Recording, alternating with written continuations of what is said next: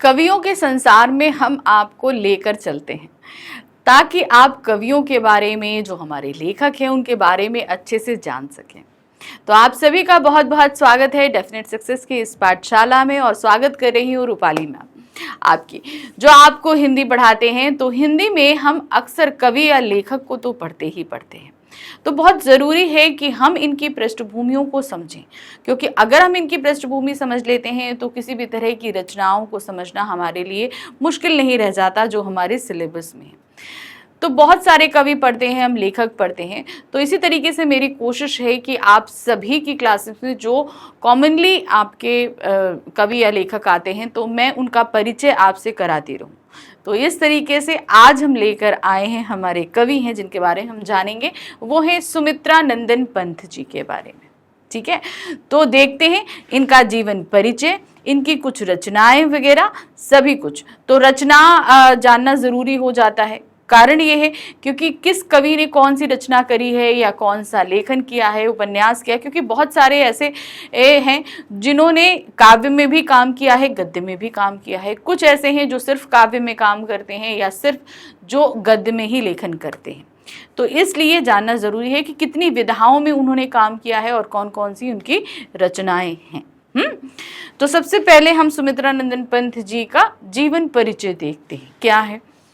प्रकृति के अनुपम चितेरे कवि सुमित्रा नंदन पंत का जन्म हिमालय की गोद में बसे उत्तरांचल प्रदेश के कौसानी ग्राम में 20 मई सन 1900 ईस्वी को हुआ था। अब देखिए, क्या पहली लाइन को ध्यान से देखिएगा, क्या दिया गया है? प्रकृति के अनुपम चितेरे, अर्थात इनका जो लेखन कार्य रहा है वो ज्यादातर उनकी प्रकृति से संबंधित है, क्योंकि ये प्रकृति की गोद में ही पले बड़े, तो इसलिए इनकी प्रकृति से ये बहुत ज़्यादा प्रिय है। जैसे बहुत सारे कवि हैं जो अगर स्वतंत्रता के समान के दौरान अगर उन्होंने लेखन कार्य किया, तो उनकी कवि लेखन में आप कहीं ना कहीं जो है उत्साहित कर देने वाली कविताओं को पढ़ेंगे। प्रेजेंट समय के वर्तमान कालीन जो है, जो स्थितियां थी, उनके बारे में पढ़ेंगे। तो सुमित्रा नंदन पंत जी जो है, जिस समय पैदा हुए, स्वतंत्रता तो थी, आंदोलन चल रहे थे, सब कुछ था, लेकिन उसके बावजूद ये प्रकृति के प्रेमी ज्यादातर रहे। तो इनका जन्म कहाँ हुआ? जो आपके उत्तरांचल प्रदेश के कौसानी ग्राम में 20 मई सन 1900 को हुआ था। तो ये कुछ चीजें हैं जिन्हें आपको ध्यान रखना पड़ेगा। जन्म के कुछ घंटों पश्चात ही इनकी माता का निधन हो गया। क्या हुआ? कुछ समय पश्चात ही इनकी माता का निधन हो गया। जाने के कारण इनका लालन पालन इनकी दादी ने किया। अब चूंकि छोटा सा बच्चा है, भाई कौन करेगा, तो माँ तो रही नहीं, तो दादी ने इनका लालन पालन किया। गांव की पाठशाला और राजकीय हाई स्कूल अल्मोड़ा से शिक्षा प्राप्त करने के बाद काशी से मैट्रिक परीक्षा उत्तीर्ण की। तो जो इनकी प्राइमरी एजुकेशन है ये गांव की ही पाठशाला में हुआ। फिर उसके बाद इन्होंने हाई स्कूल कहाँ से किया? अल्मोड़ा से किया। ठीक है, और फिर उसके बाद इन्होंने मैट्रिक परीक्षा उत्तीर्ण करी। कहाँ से? काशी यानी कि बनारस से। अल्मोड़ा में पढ़ते समय ही इन्होंने अपना नाम गोसाई दत्त से बदलकर सुमित्रा नंदन रख लिया था। तो अब एक चीज देखिए और आई, इनका ओरिजिनल नेम यानी कि मूल नाम क्या था? गोसाई दत्त, लेकिन इन्होंने अपना नाम बदला और क्या रखा? सुमित्रा नंदन पंत।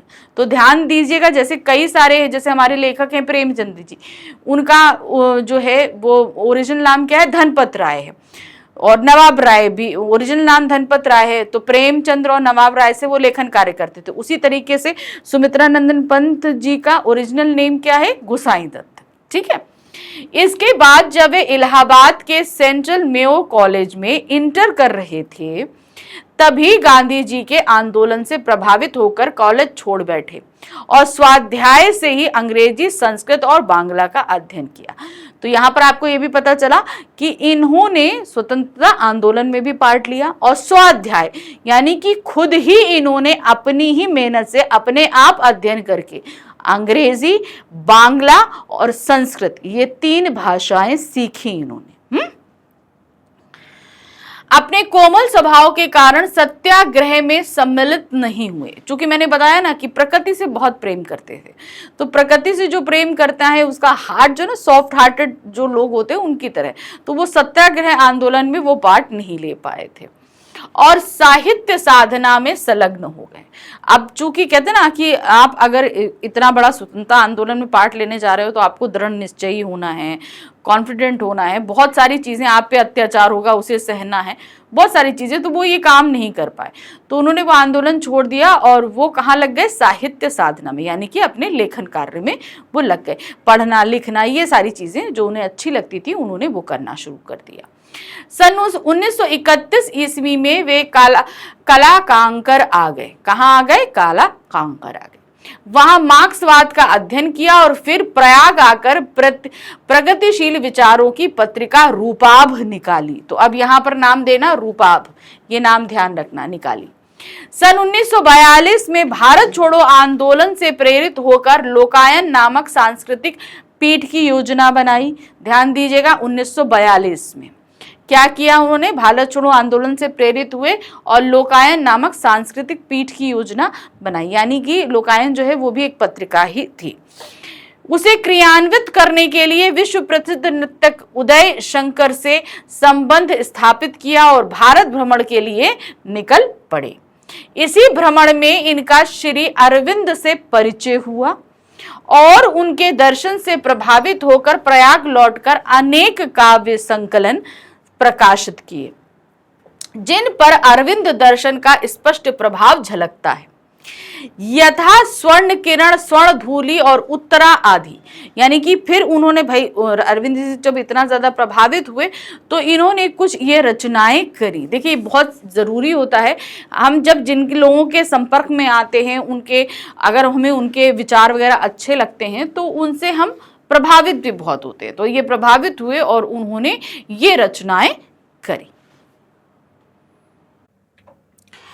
सन 1950 में आकाशवाणी से संबंध हुए और प्रयाग में रहकर स्वच्छंद रूप से साहित्य सृजन करने लगे। तो सन 1950 मतलब आजादी के बाद आकाशवाणी यानी कि रेडियो से जुड़े और फिर उसके बाद प्रयाग में रहकर, यानी कि कहाँ हो गए, प्रयाग मतलब इलाहाबाद, इलाहाबाद में रहकर स्वच्छंद रूप से साहित्य सृजन किया। मतलब अपने मर्जी के हिसाब से वो साहित्य का लेखन और पठन कार्य करने लगे। भारत सरकार ने इनको पद्म विभूषण की उपाधि से अलंकृत किया, यानी कि भारत सरकार द्वारा उन्हें कौन सी उपाधि दी गई, पद्म विभूषण। इन्हें लोकायतन तथा सोवियत लैंड नेहरू पुरस्कार और चिदम्बरा पर ज्ञानपीठ पुरस्कार प्राप्त हुआ। तो इनको कई पुरस्कार प्राप्त हुए, ध्यान दीजिएगा। पहला पद्म विभूषण, लोकायतन, सोवियत लैंड नेहरू पुरस्कार, चिदम्बरा यानी कि इनकी कृति थी जिसपे इन्हें ज्ञानपीठ पुरस्कार प्राप्त हुआ। 19 दिसंबर सन 1977 ईस्वी को इनका निधन हो गया। तो 20 मई सन 1900 में इनका जन्म हुआ और 77 साल की उम्र में 29 दिसंबर 1977 यानी कि 1977 में इनका निधन हो गया। तो जन्म और मरण मैंने आपको दोनों चीजें उनकी बता दी, ठीक। अब आ जाते हैं इनकी कुछ रचनाएं। अब रचनाएं इनकी जरा थोड़ा सा ध्यान दीजिएगा क्या है। इनकी प्रमुख रचनाओं का विवरण इस प्रकार है। सबसे पहले इनकी काव्य कृतियां। काव्य कृतियां क्या हैं, यानी कि इन्होंने काव्य में जो रचनाएं करी हैं हम उनकी बात कर रहे हैं। वीणा, ग्रंथि, पल्लव, गुंजन, युगांत, युगवाणी, ग्राम्या, स्वर्ण किरण, स्वर्ण धूलि, युगपथ, उत्तरा, वाणी, कला और बूढ़ा चांद, लोकायतन महाकाव्य है, ध्यान रखिएगा, चिदम्बरा, पुरुषोत्तम राम, पतझड़, गीत हंस, गीत पर्व आदि। इसमें वीणा, ग्रंथि, पल्लव, गुंजन छायावादी कृतियां हैं, जबकि युगांत, युगवाणी, ग्राम्या प्रगतिवादी रचनाओं में आती है, ठीक है। तो यहाँ पर किसी एक छवि को प्रस्तुत करना छायावादी कविता और प्रगतिवादी जहां पर हम किसी चीज को आगे बढ़ाने से कंसीडर करते हैं, ठीक है। इनके उपन्यास रहे हार और कहानी संग्रह है 5 कहानियां। तो इन्होंने काव्य के अलावा जो है गद्य में भी काम किया। तो गद्य में इनका एक ही उपन्यास है हार और कहानी संग्रह रहा है 5 कहानियां। तो ये थी इनकी रचनाएं। इसके अतिरिक्त उमर खयाम की रुबाइयों का हिंदी अनुवाद मधु ज्वाल में किया है। तो आप सभी को पता है उमर खयाम उर्दू के जो हैं वो शायर रहे हैं, तो उनकी रुबाइयों को इन्होंने हिंदी में अनुवाद भी किया। और अनुवादित कविता इनकी जो रही वो है मधु ज्वाल। और उन अनेक संग्रहों की भूमिकाएं भी लिखी। अनेक संग्रहों की भूमिकाएं यानी कि इंट्रो जो हम बोलते हैं, जिस तरीके से बहुत सारे कवियों की जो है वो भूमिकाएं भी रचनाओं की इन्होंने लिखी हैं, जो इनके आलोचक रूप को उजागर करती है। यानी कि जैसे मान लीजिए किसी कवि ने कोई करी तो उसके बारे में कमेंट्स देना, जो क्रिटिक्स का काम होता है उस तरीके से तो आलोचना करना, यानी कि इसमें आप ये कर सकते थे, ये इनोवेशन कर सकते थे। तो देखिए बहुत ज़रूरी होता है इस तरह की आलोचना करना भी, ताकि सामने वाला कवि अपने लेखन को और ज़्यादा इम्प्रूव कर सके। तो वो इम्प्रूवमेंट के लिए आलोचना बहुत जरूरी होती है। पंत जी के काव्य का विकास 3 रूपों में हुआ है, छायावादी कवि के रूप में, प्रगतिवादी कवि के रूप में और अध्यात्मवादी कवि के रूप में। तो इनकी रचनाओं में आप ये तीनों ही छवियां कहीं ना कहीं प्रस्तुत देखेंगे। इनका काव्य विकास वीणा से प्रारंभ होकर पल्लवन एवं गुंजन से विकसित होता हुआ युगांत पर समाप्त होता है। यानी कि आप देखो इनका काव्य विकास, यानी कि इन्होंने जो प्रारंभ किया, शुरू उन्होंने लेखन कार्य किया, धीरे धीरे जो आगे बढ़ा वो वीणा, गुंजन, पल्लवन, युगांत पे आकर समाप्त हुआ। यानी कि ये इनका जो लिखने का प्रोसीजर रहा वो इस तरीके से धीरे धीरे आगे बढ़ता रहा है। सुमित्रानंदन पंत काव्य का दूसरा चरण प्रगतिवादी रचनाओं का रहा। तो यानी कि जो फर्स्ट चरण लिखा इन्होंने ये छायावादी कविताओं में रहा। फिर उन्होंने जब दूसरे चरण में प्रारंभ किया तो वो क्या रहा, वो प्रगतिवादी रचनाओं का रहा। इसके अंतर्गत कवि ने 3 संकलन है। अब प्रगतिवादी जो कविताएं लिखी हैं इन्होंने, जो काव्य रचना करी है, उसमें 3 रचनाएं हैं। पहला है युगांत, युगवाणी और ग्राम्य। सुमित्रानंदन पंत जी की रचनाओं का अंतिम चरण अरविंद दर्शन और नव मानवतावाद से प्रभावित है। तो ध्यान रखिए, अरविंद दर्शन आपको पता है ना, अभी मैंने आपको बताया था अरविंद जी से इनका हुआ। तो उन्होंने अपनी जो उन रचनाओं का वो दौर जो है अरविंद जी को समर्पण किया, जिसमें इनका नाम दे दिया अरविंद दर्शन। और नया एक लिया नव मानवतावाद, यानी कि जो नए युग के मानव के लिए जो प्रेरणावादी कविताएं थी उनको लिखा। इसके अंतर्गत कवि ने निम्न संकलन किए जा सकते हैं: स्वर्ण किरण, स्वर्णधूलि, उत्तरा, लोकायतन और चिदंबरा। तो नव मानवतावाद की जो उन्होंने कविताएं लिखी वो कौन कौन सी रही जो इनके संकलन के अंतर्गत आई? वो थी आपकी स्वर्ण किरण, स्वर्णधूलि, उत्तरा, लोकायतन और चिदंबरा। ये मेन रही। तो ध्यान रखिए, सुमित्रानंदन पंत एक ऐसे कवि रहे हैं जिनकी कविताओं में आप बहुत ज्यादा वेरिएशंस देखेंगे, जहां वो आपको बहुत सारी चीजें समझा रहे हैं, दिखा रहे हैं, वो प्रगति को भी समझा रहे हैं, किसी की छवि को प्रस्तुत कर रहे हैं तो प्रगति को लेकर चल रहे हैं। तो बहुत सारे वेरिएशंस हमें इनकी कविताओं में देखने को मिलते हैं। इवन आप लोग के सिलेबस में भी जो क्लास 8th में आए होंगे तो आपने ध्यान दिया होगा कि उसमें भी ये वेरिएशन आपको बहुत अच्छे से दिखाई देंगे। तो इस तरीके से हमने आज जाना सुमित्रानंदन पंत जी के बारे में, उनका जीवन, उनका देहावसान और उनकी कुछ रचनाएं, पुरस्कार वगैरह। तो इसी तरीके से इस संसार में हम आपके लिए हमेशा एक कवि या लेखक लेकर आएंगे जिनके बारे में हम आपको परिचय देंगे। तो इस तरीके से धीरे धीरे हमारा ये संसार बढ़ रहा है जहाँ पर हम एक एक कवि को लेकर आ रहे हैं। तो ऐसे ही जानते रहिए, लेकर आऊंगी फिर से अगली बार अपने इस चैनल यानी कि डेफिनेट सक्सेस पाठशाला में आपके लिए फिर से एक कवि। तो ध्यान रखिएगा, इसे लाइक, सब्सक्राइब, शेयर जरूर कीजिएगा। मिलते हैं अगली बार। Thank you for watching. Bye bye.